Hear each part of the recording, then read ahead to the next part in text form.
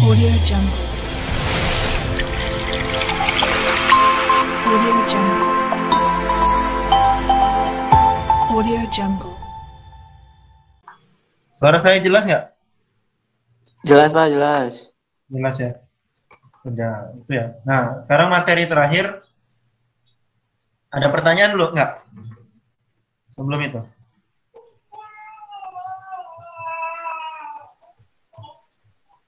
Nah, materi terakhir ya. Untuk dua materi di atas tadi, kita berarti menentukan pH, larutan asam lemah, dan basa lemah. Bisa kita tentukan dengan mudah. Contohnya ini nomor 5 nih, materi nomor 5, sifat asam basa larutan garam. Disebutkan bahwa ketika kita punya HF, HF itu kan asam lemah, NH3 itu basa lemah, kita larutkan dalam air, maka kita bisa mudah menentukan sifatnya itu asam atau basa atau berapa pH-nya. Tapi kalau kita punya larutan garam, ini NaCl, NaC2H3O2 atau natrium asetat atau NH4Cl. Ini amonium klorida. Gimana kita menentukan pH-nya? pH-nya itu apakah dia asam, apakah dia basa, berapa nilai pH-nya. Nah, dengan itu kita bisa cari menggunakan langkah-langkah berikut ini. Untuk garam, garam itu kan ada garam dari asam kuat. Contohnya NaCl. NaCl itu dari asam kuat. Dari NaCl dari asam kuat dan basa kuat NaCl. Na plus ditambah NaOH ditambah HCl menjadi garam NaCl plus air kan. Nah, gimana kita menentukan pH-nya? Nah, untuk ini yang pertama 5.1 reaksi anion dengan air.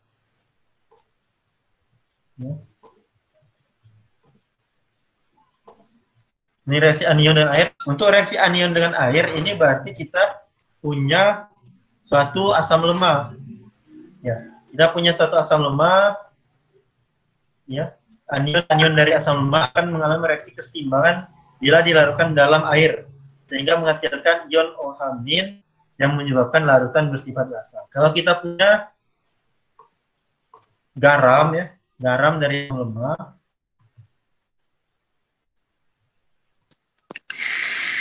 Contohnya ini, kita lihat, saya langsung contoh aja biar lebih mudah. Ini kita punya larutan garam, ini kalian bisa lihat. Ini contohnya ada sejumlah garam. Ini garam natrium asetat. Natrium asetat itu berasal dari garam asam lemah. Asamnya apa? Asam asetat. HC2H3O2. Jadi garam NaC2H3O2. Kita punya garam ini.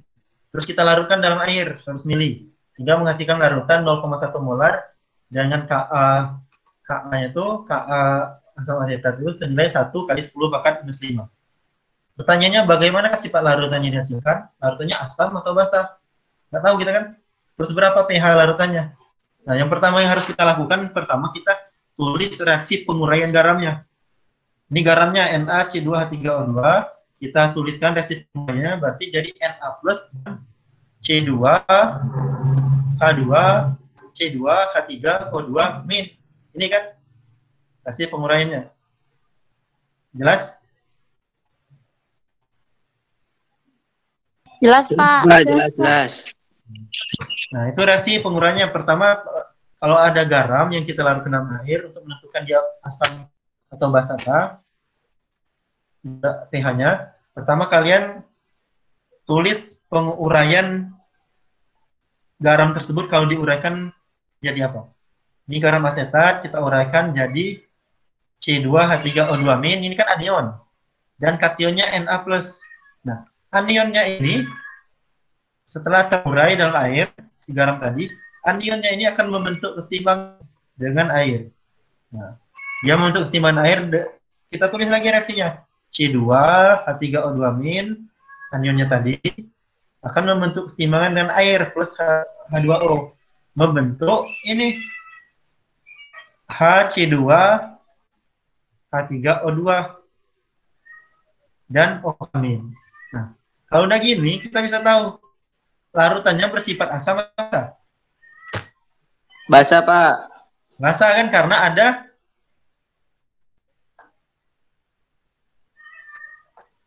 ohamin kan? Ya, Pak. Nah, ada ohamin. Jadi setelah ini kita langsung bisa bikin persamaannya. Karena ini yang kita tulis terakhir itu di MBS itu persamaan kesetimbangan antara anion dengan air. Nah, kita tulis karena ini basa, berarti kan harus persamaan KB yang kita tulis. Karena yang diketahui di atas tadi persamaannya bukan KB, tapi persama yang diketahui nilai KA. KA-nya tadi kan ini 10 pangkat minus 5. Kita bisa tahu menilai KB bahwa tadi kan KA dikali KB sama dengan KW. Kita tahu KW itu 10 pangkat minus 14, berarti KB itu KW per KA. 10 pangkat minus 14 per 10 pangkat minus 5. Dapatlah KB-nya 10 pangkat minus 9. Ya. Terus kita tuliskan persamaannya. Persamaan anion dengan kesetimbangan air tadi. C2H3O2-. Ya. Ditambah H2O menjadi apa? Menjadi HC2H3O2 plus OH-. Sini kita lanjutkan. Kita tahu bahwa ini nilai C2H3O2- tadi kenapa dapat 0,1?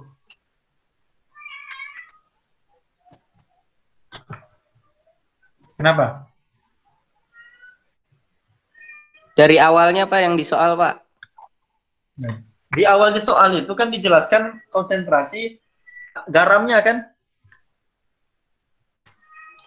Ini konsentrasi dari garamnya 0,1 molar kan? Ya, kalau garamnya dia 0,1 molar, ya, garamnya 0,1 molar, berarti ketika dia terurai karena ini 1:1 dengan C2H3O2-, berarti C2H3O2-nya juga 0,1 molar, gitu ya.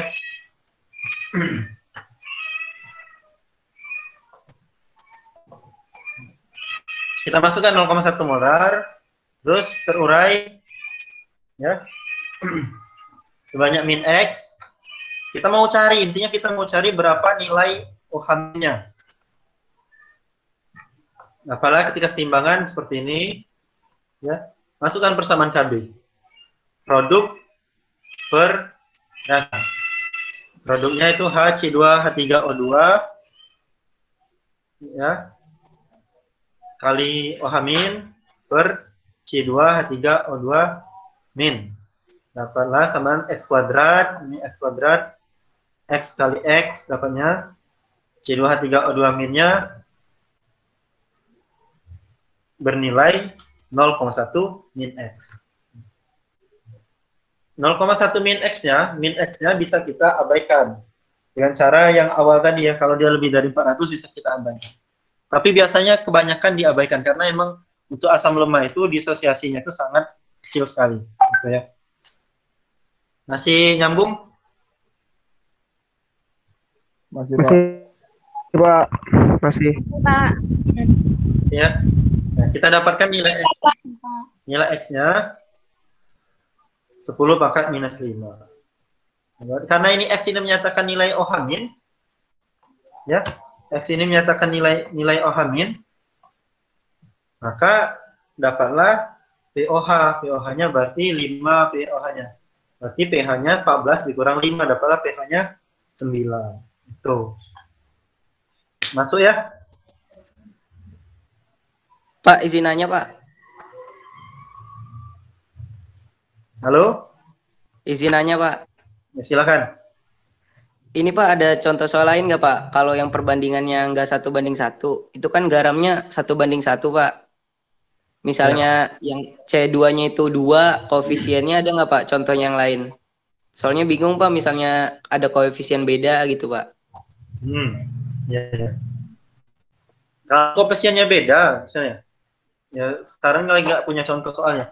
Kalau koefisiennya beda, misalnya ini, misalnya ya, ini 1, taruh. Ini cuma misal ya.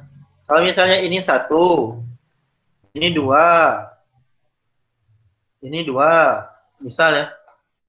Berarti kalau ini min X, sama kayak yang tengah semester lalu, berarti di sini berapa? Min 2 X, min 2 X berarti 2 X berarti. 2X kan, ini 2X, 2X juga kan? 2X. Iya. Karena koefisiennya seperti itu kan, berarti kita masukkan di sini, ini 2X dikali 2X per X.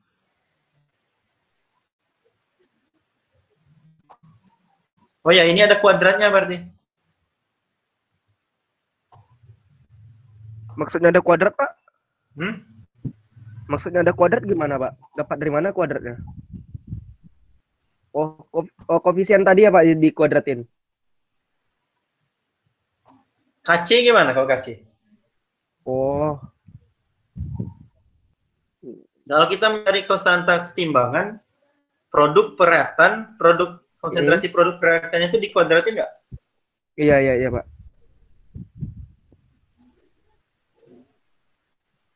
Kan mau ujian kalian.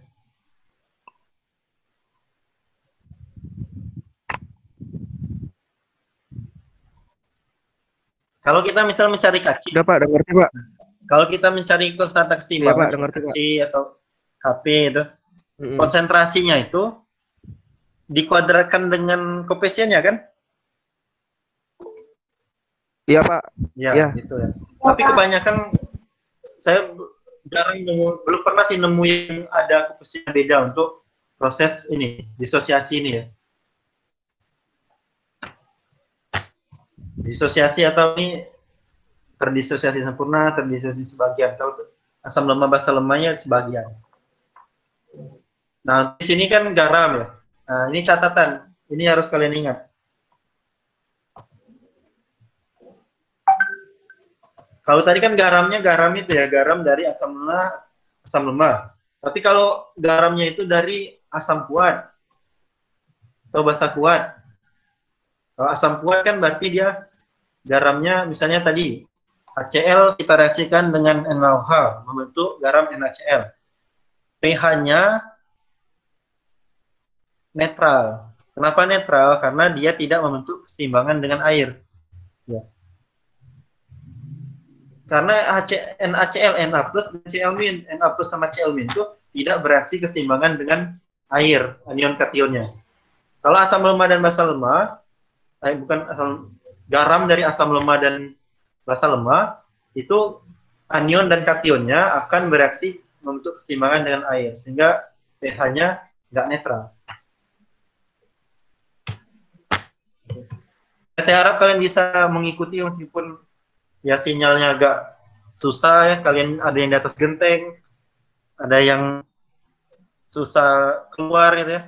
Saya pun di sini sinyal kadang putus walaupun pakai WiFi.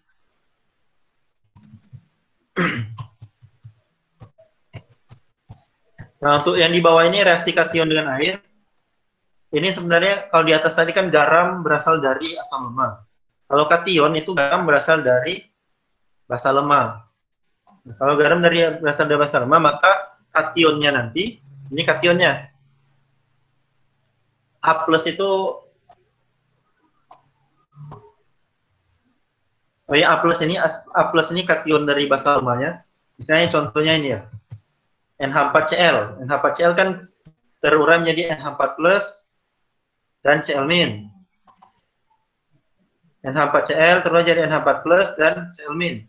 Yang kation yang mana?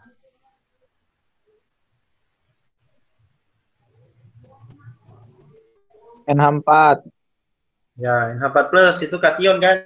Nah, kationnya ini akan bereaksi membentuk keseimbangan dengan air.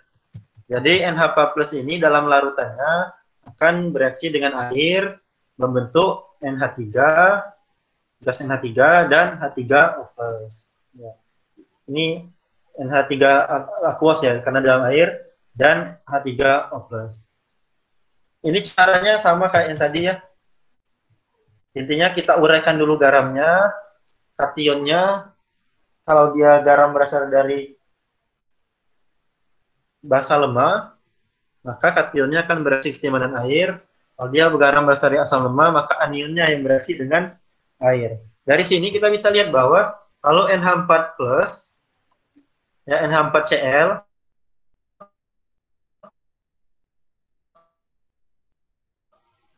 maka larutannya sifat apa?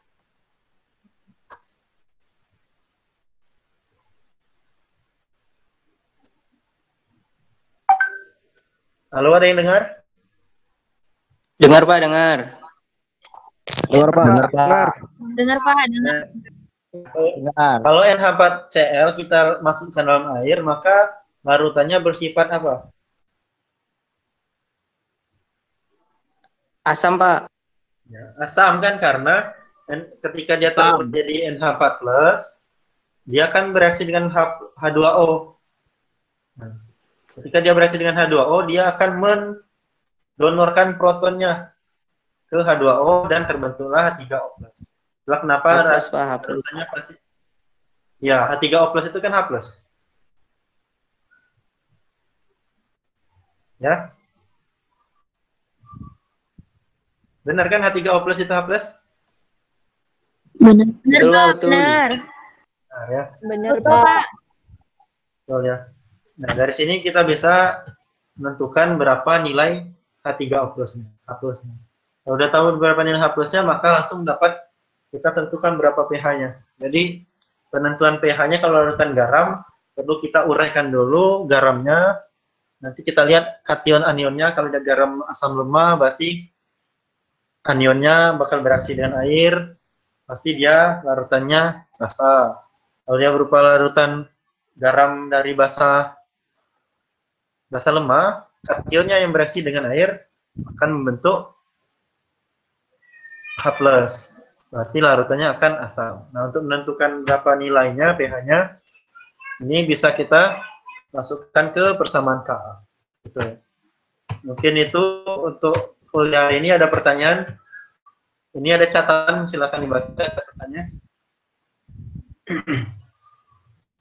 Tidak Pak. Ada pertanyaan? Tidak Pak. Enggak Pak. Ya, ini Ya, ada. materinya relatif mudah ya.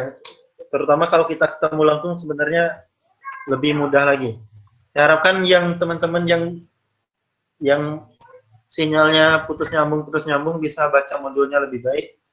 Ini latihan tadi PR-nya ada tadi 1. Ini ada 1 sampai 5, silakan dikerjakan. Hari Minggu nanti dikumpul ya.